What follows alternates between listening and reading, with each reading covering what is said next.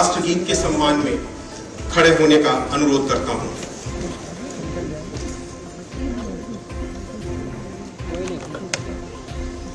Vande Mataram.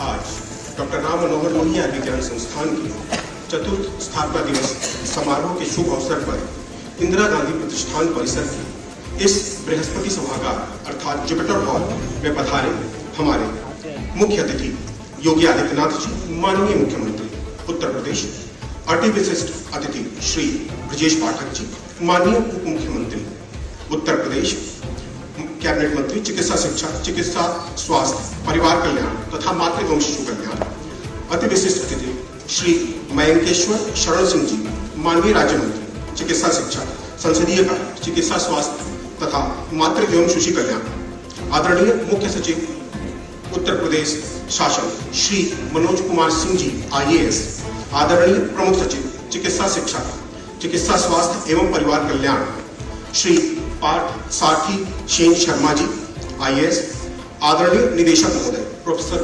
CM Singh ji, Lucknow से पधारे हमारे अन्य समस्त गणमान्य अतिथिगण, संस्थान के अधिकारीगण, समस्त वरिष्ठ, कनिष्ठ एवं सह संकाय सदस्यगण, उपचारिकाएं, कर्मचारीगण, रेजिडेंट्स, छात्र छात्राएं एवं प्रिंट एवं इलेक्ट्रॉनिक मीडिया के बंधुगण, आप सभी का हृदय के अंतःस्थल से स्वागत एवं अभिनंदन। वक्रतुंड महाकाय सूर्यकोटि समप्रभा निर्विघ्नं कुरु मे देव सर्वकार्येषु सर्वदा। शुभ की आराधना करते हुए सर्वप्रथम मैं डॉक्टर सुजीत राय, एडिशनल प्रोफेसर, सर्वप्रथम आज के समारोह के हमारे मुख्य अतिथि माननीय मुख्यमंत्री उत्तर प्रदेश योगी आदित्यनाथ जी का अभिनंदन एग्लोनीमा के पौधे से करना चाहूंगा और मैं अनुरोध करूंगा आद्यान चिकित्सा विभाग ट्रांसफ्यूजन मेडिसिन के विभागाध्यक्ष प्रोफेसर डॉक्टर सुब्रत चंद्रा जी से कि वे माननीय मुख्य अतिथि महोदय का अभिनंदन एग्लोनीमा के पौधे से करें। यह पौधा सौभाग्य का परिचायक है। अब मैं अपने संस्थान के संकायाध्यक्ष प्रोफेसर डॉक्टर प्रद्युम्न सिंह जी से अनुरोध करूंगा कि वो हमारे इस समारोह के अति विशिष्ट अतिथि श्री ब्रजेश पाठक जी, माननीय उप मुख्यमंत्री उत्तर प्रदेश, कैबिनेट मंत्री चिकित्सा शिक्षा, चिकित्सा स्वास्थ्य, परिवार कल्याण तथा मातृ एवं शिशु कल्याण का अभिनंदन भी एग्लोनीमा के पौधे से करें। धन्यवाद संकायाध्यक्ष महोदय।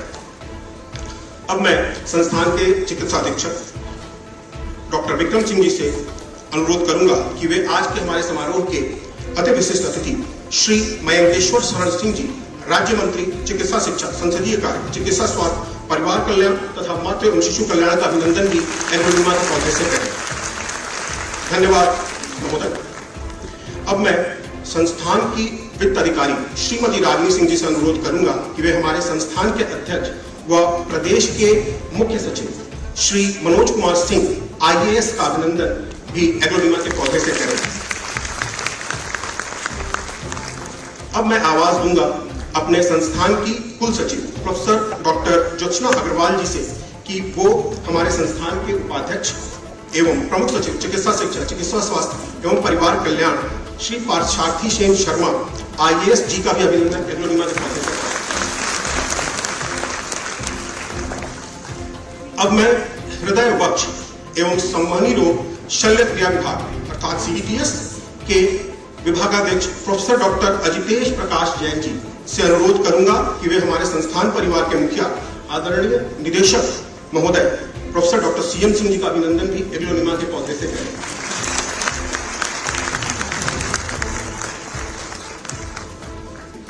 अब मैं आवाज दूंगा हृदय रोग विज्ञान विभाग कार्डियोलॉजी के विभागाध्यक्ष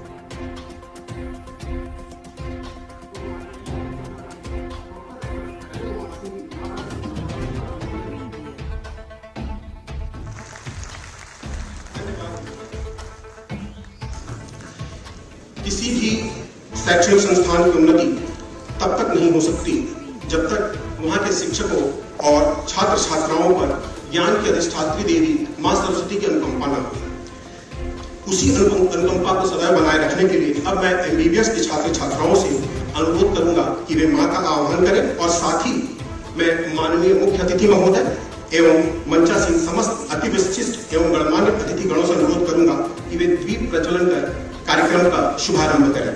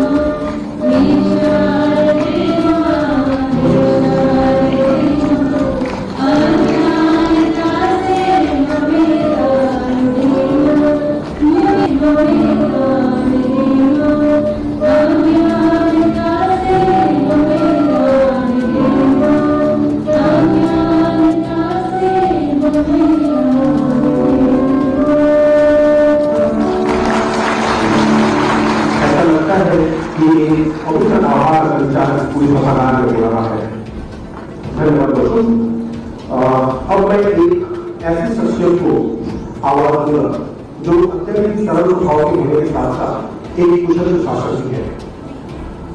माननीय मुख्यमंत्री महोदय की प्रेरणा से ही जिन्होंने कोविड-19 महामारी का गंभीर चीजों में प्रसार रोकने एवं साथ ही साथ हमारे प्रदेश के सभी 75 जनपदों को खुले में शौच से मुक्त कराने में एक महत्वपूर्ण भूमिका निभाई है और सौभाग्य से वे हमारे संस्थान के अध्यक्ष भी हैं। जी हाँ, मैं अनुरोध करूंगा श्री विनोद कुमार सिंह जी IAS से का पधारे और अपने हमारे सभी अतिथियों के लिए अपने सौभाग्य भावनाओं को सफल दें। नमस्कार। Ram Manohar Lohia institute of medical sciences के चौथे स्थापना दिवस के अवसर पर मुख्य अतिथि के रूप में पधारे माननीय मुख्यमंत्री जी, माननीय उप मुख्यमंत्री जी, माननीय राज्य मंत्री चिकित्सा स्वास्थ्य, प्रमुख सचिव medical health education, director Ram Manohar Lohia institute of medical sciences, faculty के सभी सदस्य, छात्र साथियों, मैं सबसे पहले इस चौथे स्थापना दिवस के अवसर पर आप सबका इस कार्यक्रम में इस संस्थान के अध्यक्ष होने के नाते स्वागत करता हूँ। विशेष करके माननीय मुख्यमंत्री जी का, जिन्होंने आज भी अपना समय हम लोगों के बीच में दिया है। साथियों, ये इंस्टीट्यूट पिछले साल लगभग 9 लाख लोगों का इन्होंने ओपीडी में इलाज किया, जो लगभग एक दिन में 2500 के आसपास लोगों के इलाज से संबंधित है। बहुत ही स्पेशलाइज्ड एडवांस मेडिकल फैसिलिटीज आपके इंस्टीट्यूट में है, जो न सिर्फ अच्छी क्वालिटी पेशेंट केयर के लिए बल्कि कटिंग एज ट्रीटमेंट के लिए भी देश में मशहूर है। बहुत ही क्वालिफाइड फैकल्टी है इस इंस्टीट्यूट की, जो कि यहाँ की एजुकेशन के लेवल को और पेशेंट के केयर के लेवल को दोनों को ही एक बहुत ही अच्छे स्तर पर ले जाता है। स्पेशलाइज्ड डिपार्टमेंट में आपके यहाँ cardiology, neurology, nephrology, orthopaedics, oncology, जिसमें अलग अलग हिस्से से न सिर्फ प्रदेश के बल्कि अन्य प्रदेशों से भी लोग यहाँ पे इलाज के लिए आते हैं। एक एफोर्डेबल हेल्थ केयर जनता को देना बगैर क्वालिटी पे कॉम्प्रोमाइज किए, ये बहुत जरूरी आवश्यकता है जो ये संस्थान पूरा करता है।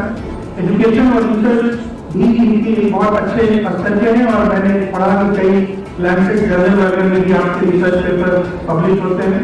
इस तरह की चीजें रिसर्च और पब्लिकेशन आपको न सिर्फ अपडेट करती हैं बल्कि संस्थान में जो नए लड़के आ रहे हैं, जो नए स्टूडेंट्स आ रहे हैं, उनको भी एक अच्छा एक्सपोजर मिलता है।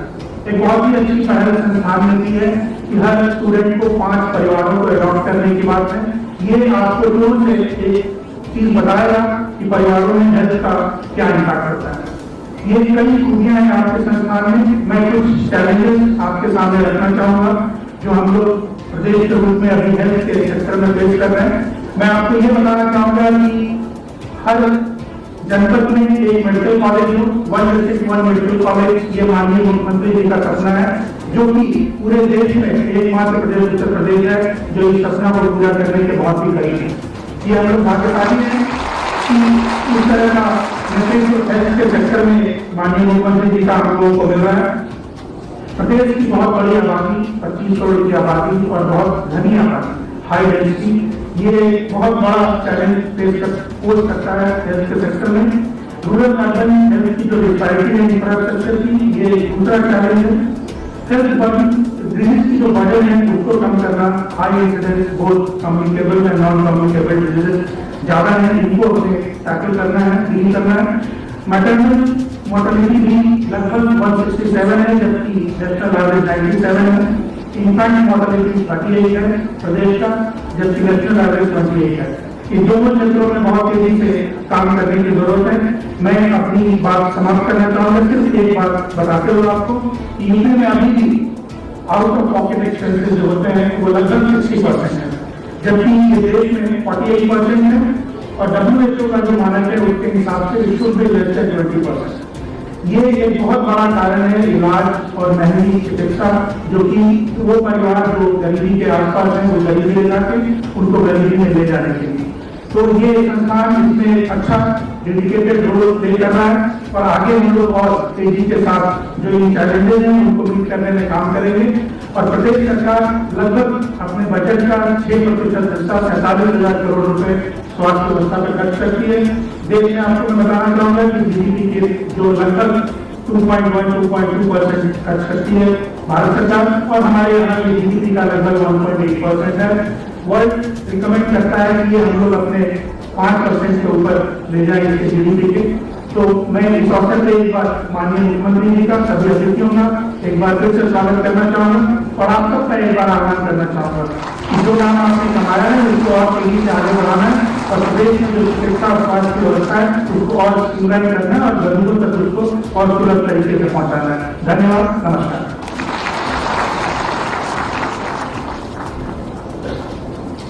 धन्यवाद। परिश्रम कौशल अर्थात परिश्रम की सफलता मिलती है और ये इसी परिश्रम का परिणाम है कि 14 वर्ष पूर्व सिर्फ 20 बिस्तरों में शुरू हुआ एक अस्पताल आज 1350 बिस्तरों का एक स्वायत्तशासी संस्थान है। और जब तभी वो आया जब पिछले 30 वर्ष अपने इस परिश्रम का फल मूल्यांकन अर्थात आत्मनिर्भर। इसी क्रम में मैं अपने संस्थान परिवार में आदरणीय निदेशक प्रोफेसर CM सिंह जो एक अत्यंत कुशल प्रशासक होने के साथ साथ अंतर्राष्ट्रीय स्तर के शिक्षा में शोध करता भी है, जिनके कई लैंसेट और नेचर जैसे अंतर्राष्ट्रीय ख्याति पर प्राप्त शोध पत्रिकाओं में काफी सहयोग है। मैं अनुरोध करूंगा कि वे संस्थान की वार्षिक प्रगति रिपोर्ट एवं उपस्थित सभी के साथ साझा करें। आदरणीय निदेशक महोदय। धन्यवाद डॉक्टर सुधीर। परम आदरणीय यशस्वी मुख्यमंत्री श्री योगी आदित्यनाथ जी, माननीय मुख्यमंत्री का cabinet minister medical education health and family welfare Shri Vijay Pathak ji, माननीय स्टेट मिनिस्टर संसदीय कार्य medical education health and family welfare Shri Mahendra Saraswati ji, संस्थान के अध्यक्ष एवं मुख्य सचिव उत्तर प्रदेश श्री मनोज कुमार सिंह जी, संस्थान के उपाध्यक्ष एवं प्रमुख सचिव medical education health and family welfare Shri Parthasarathi Sharma ji, संस्थान के मुख्य चिकित्सा अधीक्षक डॉक्टर AJ सिंह जी, यहाँ उपस्थित माननीय अधीक्षक, संस्थान के फैकल्टी मेंबर्स, रेजिडेंट्स, स्टूडेंट्स, समस्त कार्मिक और प्रिंट तथा इलेक्ट्रॉनिक मीडिया के बंधुगण एवं समस्त सहयोगी साथियों का संस्थान के चतुर्थ स्थापना दिवस के अवसर पर मैं हार्दिक अभिनंदन करता हूँ, स्वागत करता हूँ। माननीय मुख्यमंत्री जी की प्रेरणा, गहन एवं व्यापक मार्गदर्शन से संस्थान अनवरत प्रगति पथ पर अग्रसर है। आप सभी सभी के समझ संस्थान की वार्षिक उपलब्धियों का संक्षेप प्रस्तुत करते हुए मैं बताना चाहूंगा कि डॉक्टर राम मनोहर लोहिया संस्थान लखनऊ में कुल 41 डिपार्टमेंट है, जहां बेस्ट प्रैक्टिसेस के सर्वोत्तम मानकों का पालन किया जाता है। मरीजों की सुविधा के लिए 3 से ज्यादा रजिस्ट्रेशन काउंटर तथा फार्मेसी काउंटर लगाए गए। हॉस्पिटल ब्लॉक में नई फार्मेसी खोली गई। अस्पताल के इमरजेंसी में 120 से अधिक बेड बढ़ाए गए। संस्थान की इमरजेंसी में हर रोज करीब 550 मरीज और साल में लगभग 1.5 लाख से ज्यादा रोगी है। मरीजों की सुविधा को ध्यान में रखते हुए ट्रायल एरिया में जो 22 बेड अवेलेबल थे उसमें 30 बेड बढ़ा के 52 बेड किया गया। संस्थान की ओपीडी में जैसा कि अध्यक्ष सर ने बताया, संस्थान की ओपीडी में लगभग 9 लाख रोगियों से अधिक रोगियों ने परामर्श प्राप्त किया, जो पिछले वर्ष की तुलना में 1.5 से 2 लाख अधिक है। इसी तरह 50,000 से अधिक रोगियों को भर्ती कर चिकित्सा दी गई, जिनमें 20,000 से अधिक रोगियों का इलाज सर्जिकल ट्रीटमेंट के द्वारा किया गया। कार्डियोलॉजी विभाग में 6,000 मरीजों की एंजियोग्राफी और एंजियोप्लास्टी की गई। न्यूरो सर्जरी विभाग में लगभग 1500 और गैस्ट्रो सर्जरी विभाग में लगभग 1200 से अधिक जटिल सर्जरी की गई। 750 से अधिक कैंसर मरीजों को सर्जरी तथा 12,000 से ज्यादा कैंसर मरीजों को कीमोथेरेपी और रेडियोथेरेपी की सुविधा दिया गया। लगभग 6,000 प्रस्तावों ने संस्थान में मातृत्व से प्राप्त किया, जिनमें से लगभग 3,000 शिशुओं का जन्म सीजरियन सेक्शन से हुआ। साथ ही मुझे बताते हुए खुशी हो रही है कि नेफ्रोलॉजी और यूरोलॉजी विभाग में 200 से ज्यादा किडनी ट्रांसप्लांट किए और इसके साथ ही यह संस्थान यह उपलब्धि हासिल करने वाला SGPGI के बाद प्रदेश का दूसरा संस्थान बन गया। संस्थान में बच्चे बच्चों के लिए काफी इम्कान तथा थैलेसीमिया रोगियों के लिए निःशुल्क दवाइयों को उपलब्ध कराया जाता है। विगत वर्ष में संस्थान के डायग्नोस्टिक विभागों द्वारा लगभग 25 लाख जांचें की गई, जिसमें लगभग 1,000 एडवांस मॉलिक्यूलर जांचें भी शामिल है। संस्थान द्वारा PET scan, MRI, CT scan और अन्य रेडियोलॉजिकल जांचें हो जारी हैं और उनको बढ़ाया जा रहा है। ट्रांसफ्यूजन मेडिसिन विभाग द्वारा गत वर्ष 50,000 से ज्यादा यूनिट के ब्लड कंपोनेंट की सप्लाई की गई। संस्थान में आने वाले रोगियों में उच्च क्वालिटी की दवाएं उपलब्ध हो, इसके लिए HRF का व्यवस्था किया गया, जिसकी वजह से न्यूनतम दरों पर मरीजों को दवा उपलब्ध कराई जा रही है। हमने प्रदेश में भारत सरकार की विभिन्न योजनाओं का ज्यादा से ज्यादा रोगी लाभ उठाए। उसमें 23,000 से अधिक रोगियों को कुल 100 करोड़ से अधिक मूल्य की चिकित्सा सेवाएं मुफ्त उपलब्ध कराई गई। संस्थान को उच्च गुणवत्ता की सेवाओं के लिए नेशनल एक्रेडिटेशन बोर्ड NABH ने मान्यता प्राप्त की और इस तरह पब्लिक सेक्टर का इकलौता संस्थान है जहाँ पे हॉस्पिटल पूरी तरह नियमित से यह सभी हाई क्वालिटी चिकित्सा सुविधाएं प्रदान करने के लिए मानव संसाधन की नियुक्ति की जरूरत होती है। मैं माननीय मुख्यमंत्री जी को अवगत कराना चाहूंगा कि संस्थान द्वारा निकाले गए विज्ञापन के हिसाब से सभी पदों पर 440 नियमित नियुक्तियां पूरी की जा चुकी है। 204 नियमित कर्मियों को पदोन्नति प्रदान की गई है। 250 जूनियर रेजिडेंट डॉक्टर्स और 55 सीनियर रेजिडेंट डॉक्टर्स का चयन किया गया तथा आउटसोर्सिंग के पदों पर 400 से अधिक नियुक्तियां की गई। एकेडमिक परिषद में यहाँ NMC से मान्यता प्राप्त 2 MBBS सीटें हैं और MD, MS, BM, MCH, DNB, PDCC, PDF आदि पाठ्यक्रमों के 158 से ज्यादा सीटें हैं। नर्सिंग तथा पैरामेडिकल कोर्सेज की अगर बात करूं तो कॉलेज ऑफ नर्सिंग में हमारे हर साल नर्सिंग काउंसिल से मान्यता प्राप्त 40 BSc नर्सिंग छात्र एडमिशन ले रहे हैं। इन्हीं के साथ ही पैरामेडिकल में MSc nuclear medicine, lab medicine और अनदर और बाकी भी डायग्नोस्टिक डिपार्टमेंट में डिप्लोमा कार्यक्रम चल रहे हैं। शोध एवं अनुसंधान के क्षेत्र में इस साल विभिन्न विभागों में 50 से अधिक रिसर्च प्रोजेक्ट चलाए गए। इनमें कई प्रोजेक्ट ICMR, DBT, DSC और अन्य राष्ट्रीय संगठनों से वित्तपोषित हैं।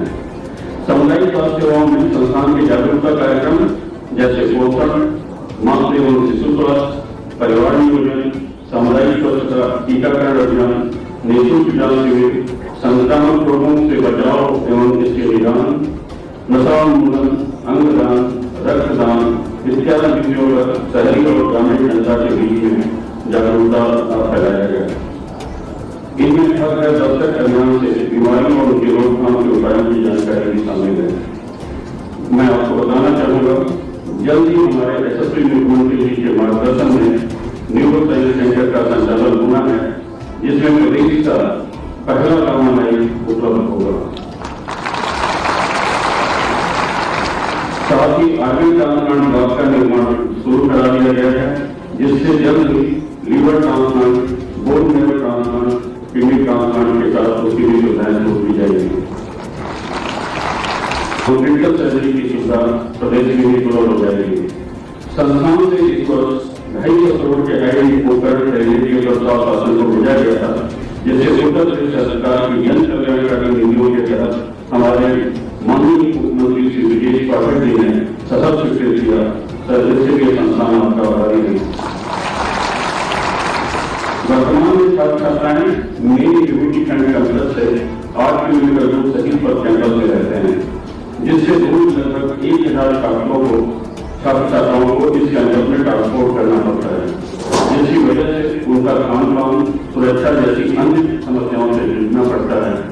साथ ही इम्यून टीचिंग भी प्रभावित होती है और एनएमसी के मानक के अनुसार अवेलेबल बेड्स में से 770 बेड ड्रॉइंग इस सोसाइटी पर लाभ करना पड़ता है, जिससे सोसाइटी में बेडों की संख्या काफी कम होती है, जिसकी वजह से इमरजेंसी में आए हुए मरीजों को भर्ती करना कई बार मुश्किल साबित होता है। इन समस्याओं को ध्यान में रखकर सभी पर कैंपस में भी 1000 बेड का अस्पताल और टीचिंग ब्लॉक बनाने का प्रस्ताव है। मैं डॉक्टर रामचंद्र रोजगार विज्ञान संस्थान के निदेशक के रूप में आप सभी का आभार व्यक्त करता हूँ। यहाँ के फैकल्टी तथा समस्त कार्यों के कार्य के प्रति समर्पण से मैं मजबूत हूँ। मुझे पूर्ण विश्वास है कि आरएमएल संस्थान माननीय मुख्यमंत्री जी के कुशल मार्गदर्शन में निरंतर उत्तर प्रदेश के दृढ़ संकल्प को पूरा करेगा।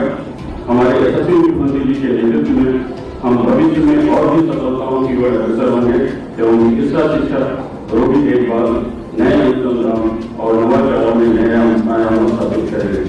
इसी के साथ आप सबको फिर से धन्यवाद। जय हिंद।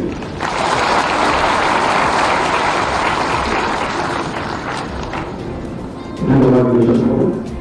अब मैं आज के इस समारोह के अति विशिष्ट अतिथि इनका विशेष से हमेशा से हमारे संस्थान पर बनाया गया है।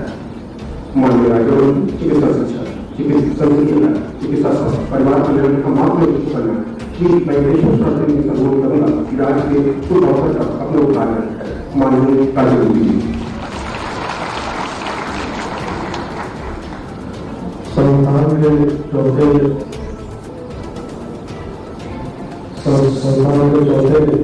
स्थापना दिवस के शुभ अवसर पर हम सबको अपना आशीर्वाद प्रदान करने के लिए रहे।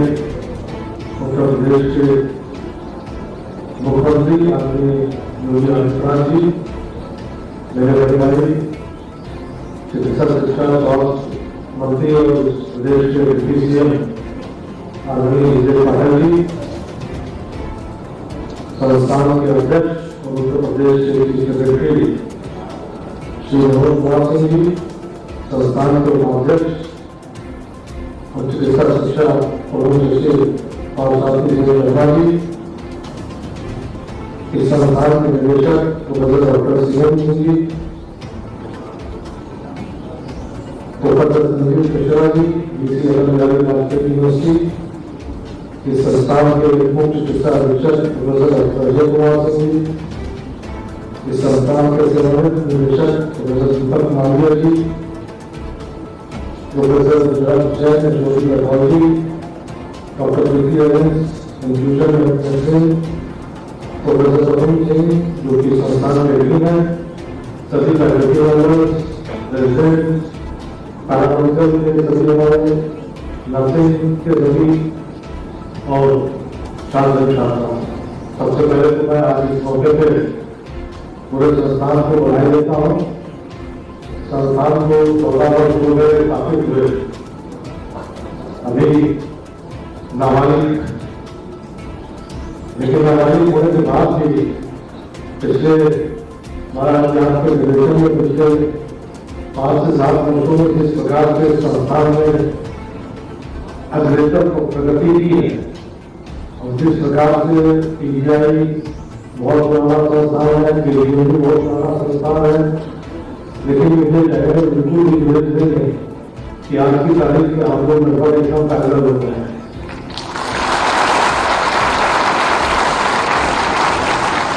और सेंट्रल बॉर्ड में 100 साल के ऊपर संस्थान के करीब पहुंचना अपने आप में ये बहुत बड़ी बात है।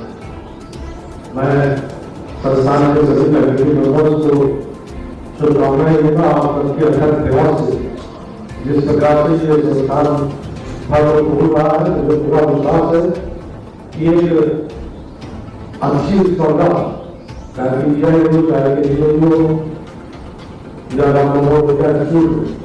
एक अच्छी सौदा से हम लोग हर विषय में विश्व स्तर के बनेंगे। इसी आशा के साथ मैं फिर जो आज आप सबको पूरे संस्थान को मैं अपनी तरफ से बधाई देता हूँ और शुभकामनाएं देता हूँ। ईश्वर से यही कामना करता हूँ कि संस्थान में देश की सबसे बड़ी संस्थान बन जो है। बहुत बहुत धन्यवाद।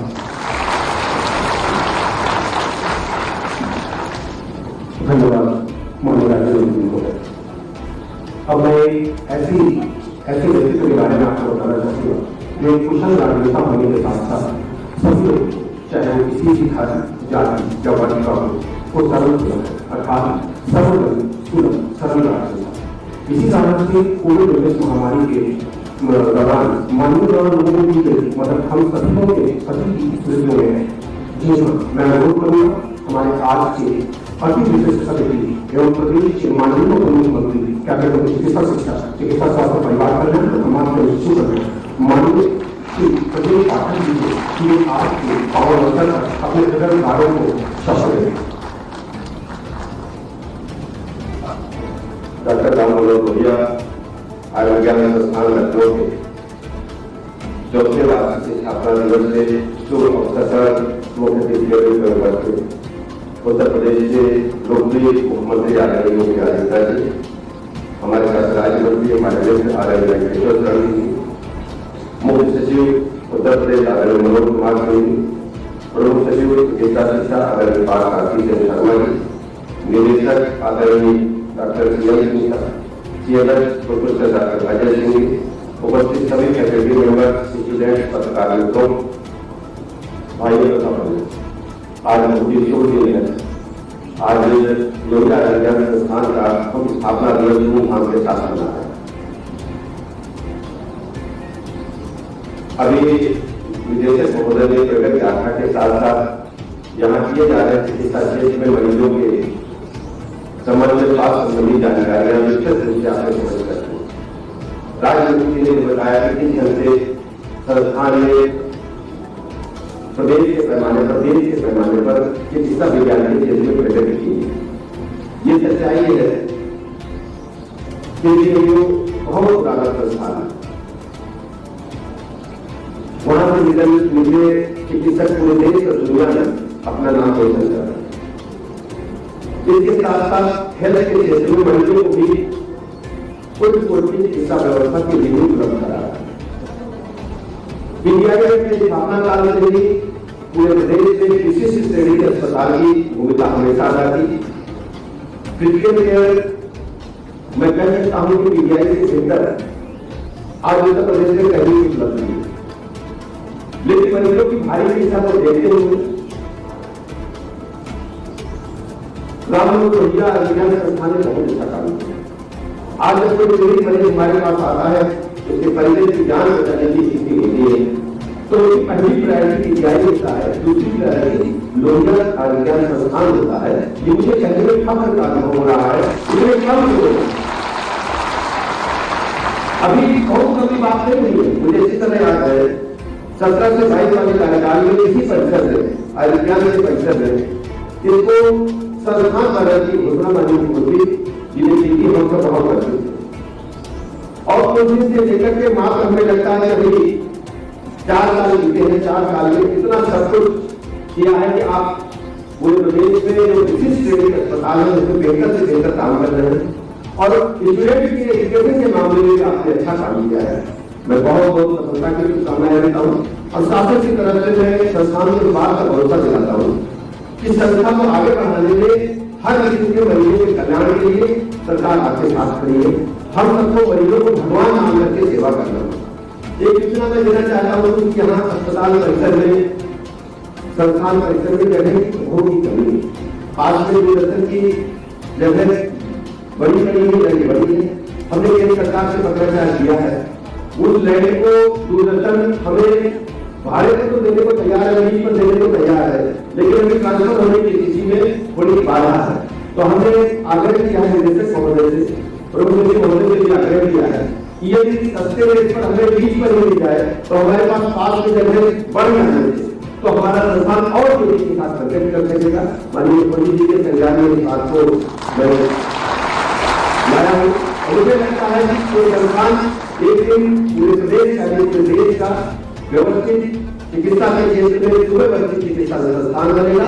साथ ही चिल्ड्रन की पढ़ाई के लिए, अव्वल दर्जे की पढ़ाई के लिए अच्छा इंस्टीट्यूट बनेगा। मैं स्थापना दिवस के अवसर पर आप सबको बहुत बहुत शुभकामनाएं बधाई देता हूँ।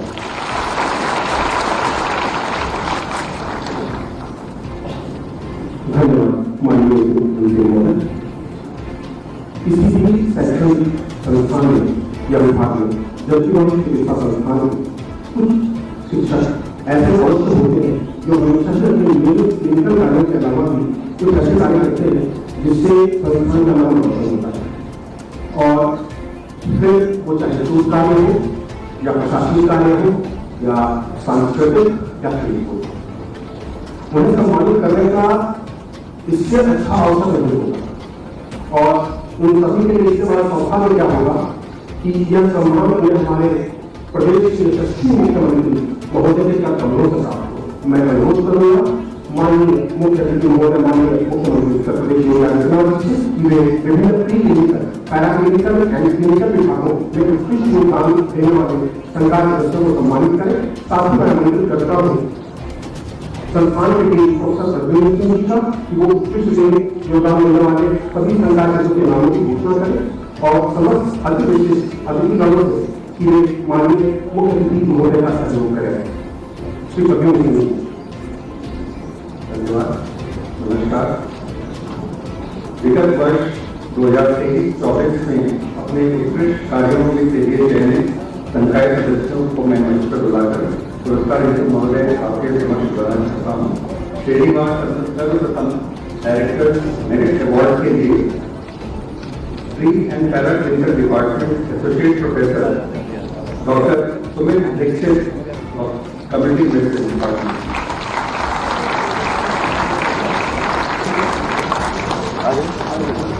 Indian para clinical department professor junior grade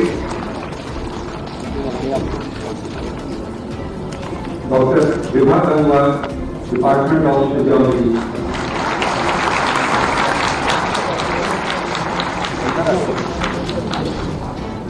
Indian para clinical department professor doctor Vandana Tiwari department of biochemistry. Next for clinical department associate professor doctor Meera Rai department of paediatrics.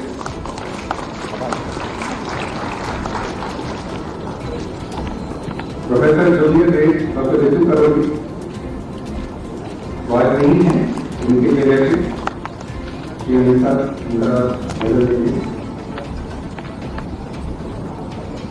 Clinical department professor doctor Madhur Rastogi department of radiation oncology. Next super speciality department in category of associate professor doctor Abdul Kabir department of neurology और director merit award. Super speciality department professor junior grade doctor Sanjeev Kumar Singh department of neurology.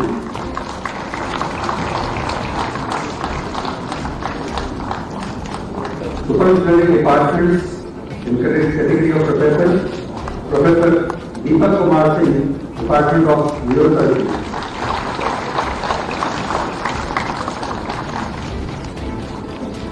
And now, finally, for the Director Excellence Award, which goes to Professor Jyotna Agarwal, Head of Department of Microbiology, Assistant Registrar and Coordinator, Medical Education Unit.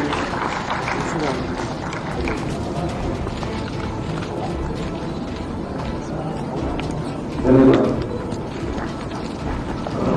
महोदय को कहते हैं कि ये माननीय मुख्य अतिथि महोदय से अनुरोध है कि संस्थान का जो एनुअल वार्षिक रिपोर्ट है, वार्षिक प्रगति रिपोर्ट, उसका जो विमोचन है वो भी संस्थान परिवार आपके कमरों से ही कराना चाहता है। तो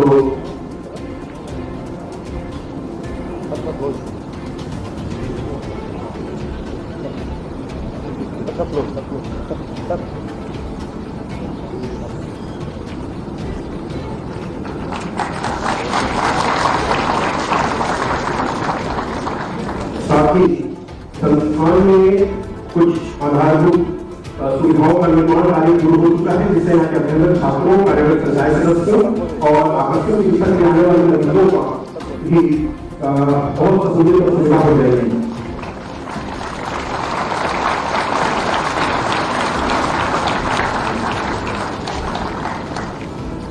माननीय मुख्य अतिथि महोदय से अनुरोध है कि इन समस्त सुविधाओं का लोकार्पण भी अपने कमरों से करें। संस्थान परिवार हमेशा आपका नहीं रहेगा। माननीय मुख्य अतिथि महोदय।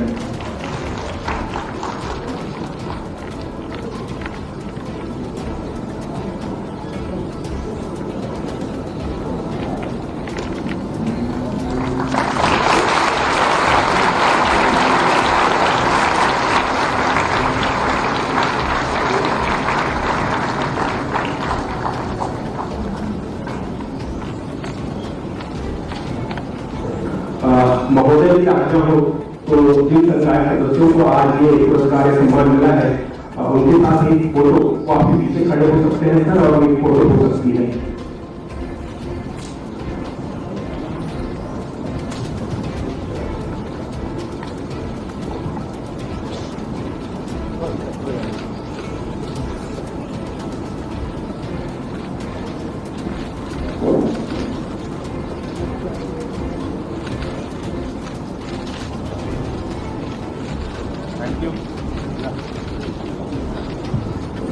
धन्यवाद महोदय। बात एक सोच की है, अगर मान लो तो बात होती है, और ठान लो तो ये इसी ठानने का नतीजा है कि पिछले 7 वर्षों में हमारा उत्तर प्रदेश की राह से होता हुआ एक ट्रिलियन इकोनॉमी वाले उत्कृष्ट प्रदेश बनने की राह पर अग्रसर है। और यह ठाना है प्रेरक व्यक्तित्व के धनी हमारे प्रदेश के यशस्वी मुखिया प्रजातंत्र के साथ माननीय मुख्यमंत्री योगी आदित्यनाथ जी ने। इन्हीं शब्दों पर आपके तालियों के साथ मैं अपने माननीय मुख्यमंत्री महोदय से अनुरोध करूंगा कि जिला माननीय आपके बच्चों को हम सभी को अभिसूचित करते हुए अभिनंदित करें। माननीय मुख्यमंत्री आदित्यनाथ जी।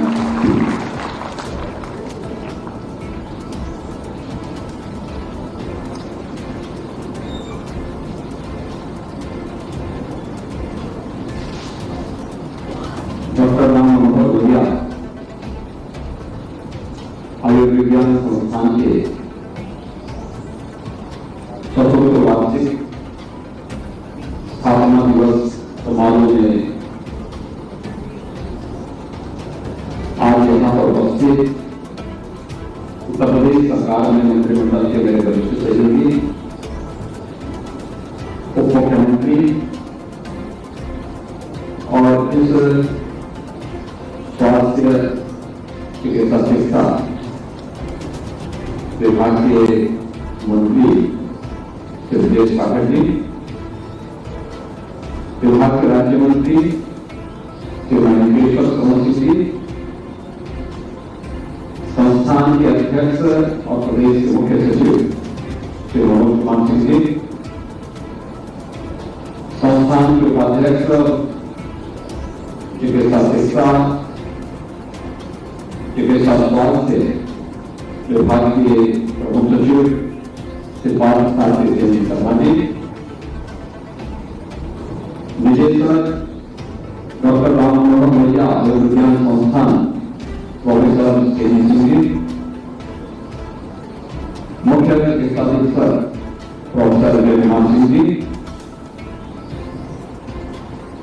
स्थापना दिवस समारोह में उपस्थित सभी गणमान्य अतिथिगण, संस्थान के सभी संकाय सदस्यगण, रेजिडेंट डॉक्टर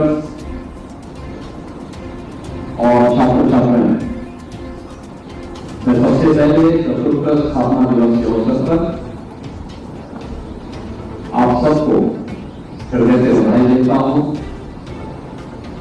और इस संस्थान पिछले 14 वर्ष की अपने अल्प अवधि में एक स्वास्थ्य केंद्र से, हॉस्पिटल से आज इंस्टीट्यूट बना है। इसकी भी हृदय से बधाई देते हुए आप सबकी प्रति मैं अपनी मंगल में शुभकामनाएं देता हूं।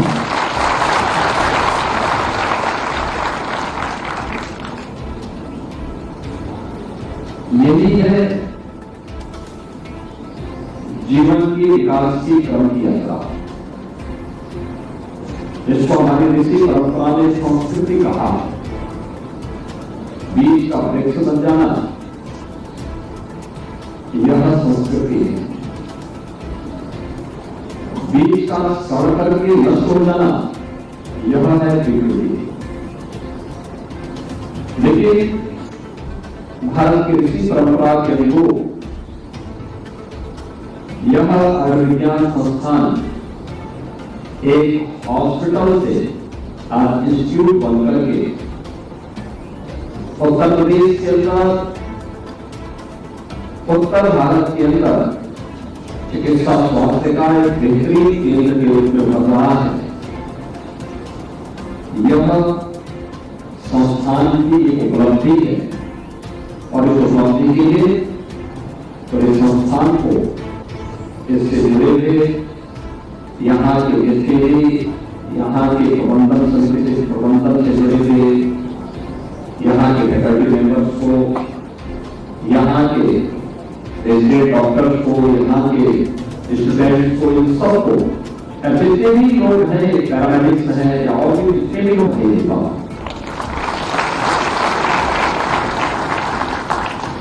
यही है जीवन की यात्रा। अच्छा करेंगे तो अच्छे परिणाम हम सबके सामने आएंगे, गलत करेंगे तो उसके कुछ परिणामों से हम स्वयं ही अपने आप को मत नहीं कर सकते। संस्थान बना देना भर मात्र से समस्या का समाधान नहीं होता। किन हाथों में है तो कैसे उसको संचालन होना है। अच्छे हाथों में होगा तो संस्थान फलेगा फूलेगा, एक संस्कृति की तरह आगे बढ़कर के अन्यों के लिए प्रेरणादायी बनेगा और आपके द्वारा किए गए परिश्रम, आपके द्वारा किया गया पुरुषार्थ का लाभ जनता जनार्दन को भी प्राप्त होगा।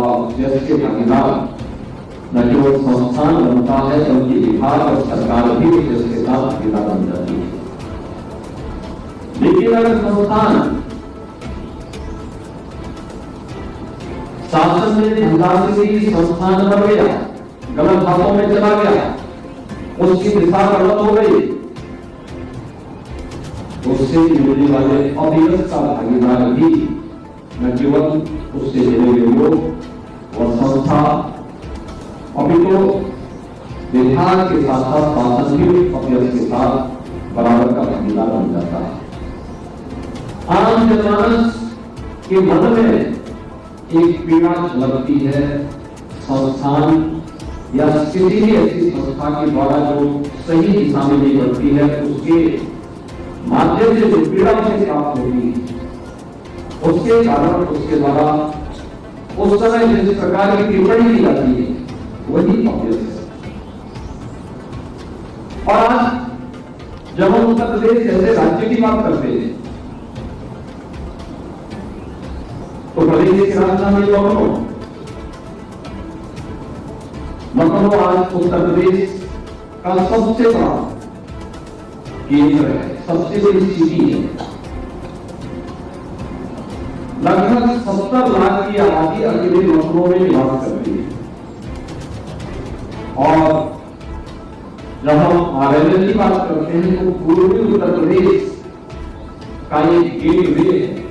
वहां की पूरी भीड़ पूर्वी उत्तर प्रदेश हो या पश्चिमोत्तर बिहार या नेपाल, यहां की एक बड़ी आबादी अपने स्वास्थ्य की सुविधा के लिए लखनऊ पर निर्भर करती है, लखनऊ में आती है। और लखनऊ में उनका सबसे पहले मुकाबला पड़ता है डॉक्टर राम मनोहर लोहिया आयुर्विज्ञान संस्थान से। वे संस्थान में आते हैं और इस संस्थान से जो सुविधा उन्हें प्राप्त होती है उस प्रकार की उनकी सकारात्मक या नकारात्मक टिप्पणी हम सबको सुनने को मिलती है। एक बड़ी आबादी उत्तर प्रदेश की 25 करोड़ की आबादी, जब कोई उत्तर प्रदेश की आबादी के बारे में सुनता है, दुनिया को कोई व्यक्ति मिलता है, कोई राजनीतिक मिलता है और जब उत्तर प्रदेश की आबादी के बारे में सुनता है तो वह स्वयं चौंक जाता है कि 25 करोड़ की आबादी का राज्य है। तो फिर पूछता है कि क्या यह 25 करोड़ की आबादी का है राज्य या 25 लाख का? हम कहते हैं 25 लाख के तो हमारे यहाँ बड़े बड़े जो नगर निकाय हैं उनकी आबादी 25 लाख है। 25 करोड़ की आबादी उत्तर प्रदेश की है, वे चौंकते हैं आबादी में। लेकिन जहां ये हमारे लिए एक चुनौती होती है, लेकिन वही साथ ही साथ हमारे सामने यह एक अवसर भी होता है अपने लिए तमाम प्रकार के कार्यों को सेवा के साथ साथ अपने तमाम प्रकार के रिसर्च एक्टिविटी को भी बताने, देखने और स्टडी करने का भी एक माध्यम यह बन सकता है। और मैं अक्सर देखता हूं, मैंने जब आपकी वार्षिक प्रतिवेदन को यहाँ पर संस्थान के डायरेक्टर के द्वारा प्रस्तुत किया जा रहा था तो उन्होंने संस्थान के बारे में संक्षिप्त रिपोर्ट यहाँ से प्रस्तुत की थी और इसके बारे में विवरण भी दिया गया कि संस्थान यूजी, पीजी और फिर सुपर स्पेशलिटी के तमाम विभागों का संचालन आज सफलतापूर्वक कर रहा है। संस्थान एक छोटे से हॉस्पिटल से बढ़कर के आज 1300-1400 बेड का एक बड़े संस्थान के रूप में आज विकसित होकर के उस प्रकार की सुविधाएं दे रहा है। ऑर्गन ट्रांसप्लांट की दिशा में भी संस्थान आगे बढ़ चुका है, उसके परिणाम भी सामने आ चुके हैं। ये सभी चीजें वे अपने प्रतिवेदन के साथ यहाँ पे प्रस्तुत कर रहे थे, अपनी वार्षिक रिपोर्ट में भी प्रस्तुत कर रहे थे कि संस्थान ने और क्या कुछ किया है और आगे की हमारी कार्य योजना क्या है। किसी भी संस्थान के द्वारा अपनी वार्षिक और स्थापना दिवस के अवसर पर इस प्रकार का प्रतिवेदन देना स्वाभाविक होता है कि हम अपने को आत्मना स्वयं कर सके और भविष्य की कार्य योजना को भी उसके लिए तैयार कर सके, उसके लिए अपने आप को तैयार कर सके। और संस्थान ने उस कार्य योजना को यहाँ पर प्रस्तुत करते समय सब बातों को यहाँ पर उल्लेख भी दिया कि हमें क्या क्या कुछ हमारे पास है और उसी में ये भी आया था कि हमारे कितने स्टडी पेपर हैं, कितने पब्लिकेशंस हैं, कितने पेटेंट हमें प्राप्त हुए। ये आज के दिन की सबसे बड़ी आवश्यकता है। आपके पास जो पेशेंट आता है और पेशेंट आते हैं यहाँ पे लगभग 9 लाख पेशेंट ओपीडी में देखे, 50,000 से अधिक ऐसे थे जिनको आईपीडी में आपके यहाँ पर इनको फैसिलिटी उपलब्ध करवा करके उनका उपचार करके सफलतापूर्वक उन्हें यहाँ से औपचारिक करके उन्हें यहाँ से उनके घर की तरफ प्रस्थान कराया। वार्षिक प्रतिवेदन के साथ आप लोग यानी लाखों की संख्या में लोगों को यहाँ पे उपचार का लाभ दे रहे हैं।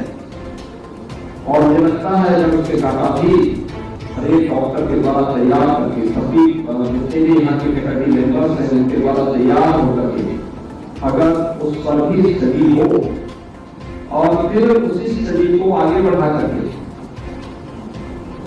आप कार्य करेंगे तो मुझे इसका बड़ा लाभ इसके माध्यम से न केवल आपको बल्कि आने वाले पेशेंट को भी प्राप्त होने वाला है। हमारी सबसे बड़ी समस्या क्या होती है? हम लोगों को स्वयं पे विश्वास नहीं होता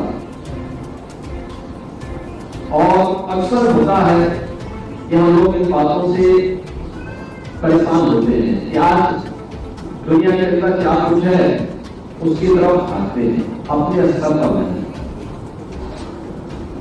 मैं अक्सर देखता हूं कि डॉक्टर के बारे में कहा जाता है जितना अनुभवी होगा उतना उसका लाभ मिलता है और उसका लाभ अनावश्यक कभी नहीं होता, उसका अनुभव व्यवहारिक होता है। मैंने अक्सर इस चीज को देखा, मेरे हाथ में एक समस्या आ गई थी, मैं परेशान था। मैंने एक संस्थान में जाके 2 वर्ष पहले ऑपरेशन कराया, फिर से समस्या खड़ी हो गई। मैं अचानक गत सप्ताह गोरखपुर गया था, एक डॉक्टर मुझसे मिलने के लिए आए। उन्होंने कहा आपके हाथ में पट्टी मुझे अच्छी नहीं लगती है, अगर आप थोड़ा सा मुझे बताएंगे तो मैं इसको देख लूं। वो बेचारा चुपचाप अपने जेब में एक इंजेक्शन भी लेके आया था। मैंने कहा यार देखो इंजेक्शन तो नहीं लगाऊंगा, आपको देखना है तो वैसे देख लो।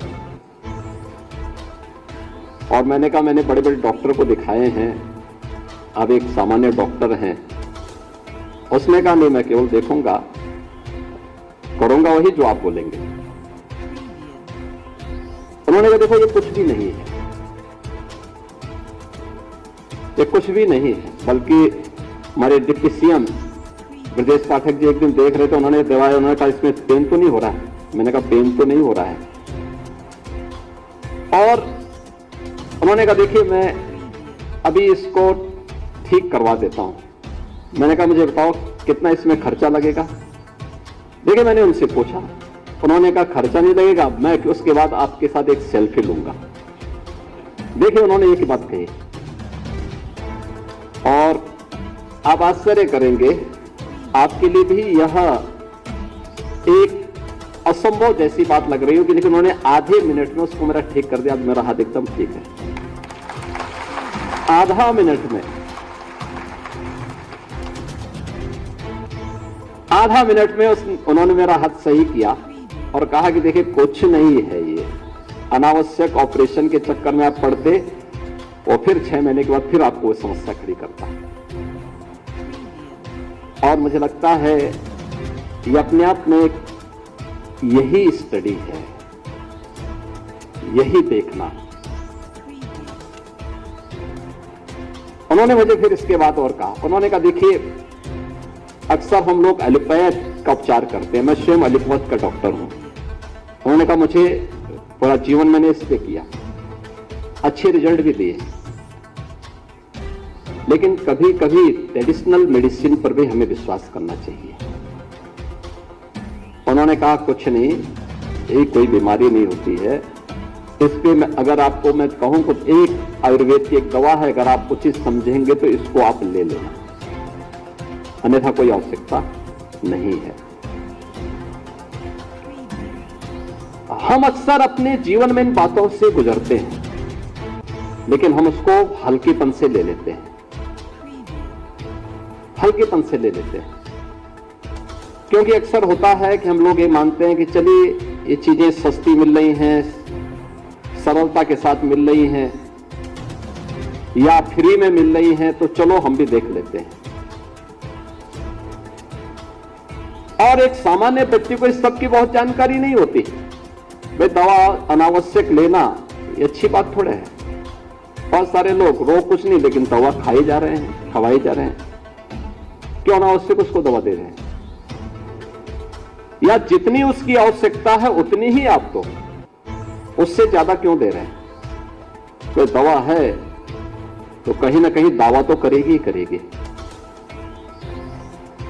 तो अगर आप तो रोग के उपचार के लिए उसका उपयोग करेंगे तो दुहाई देगी, नहीं तो दावा तो अपना करेगी, फिर साइड इफेक्ट उसके होंगे ही होंगे। और ये अक्सर कैसे होता है ज्ञान,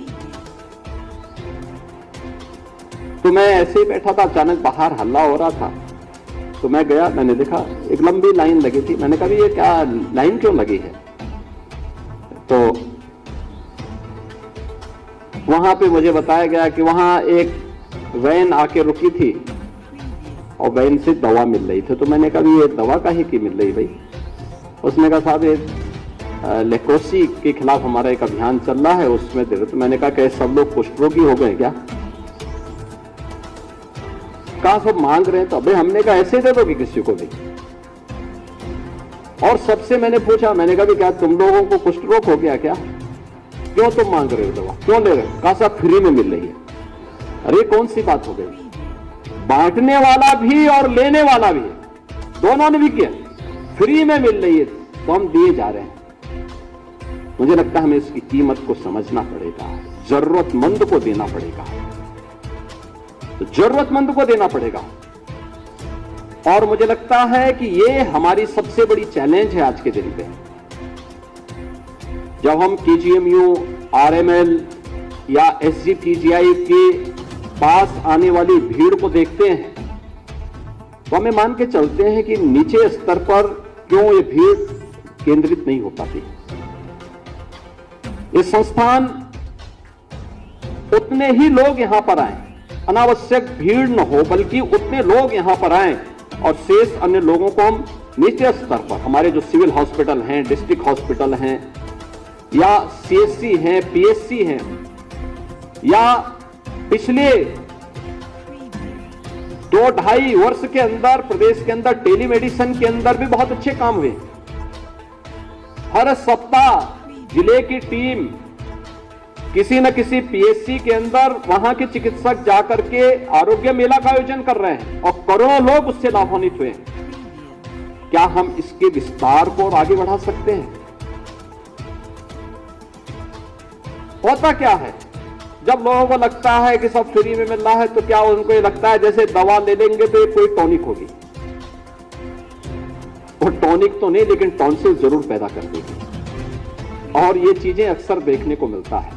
आज मेरा ये मानना है स्वास्थ्य के क्षेत्र में शासन ने इतना फैसिलिटेट किया है। उत्तर प्रदेश अकेले 5 करोड़ 11 लाख से अधिक लोगों को तो केवल आयुष्मान भारत का गोल्डन कार्ड जारी कर चुका है।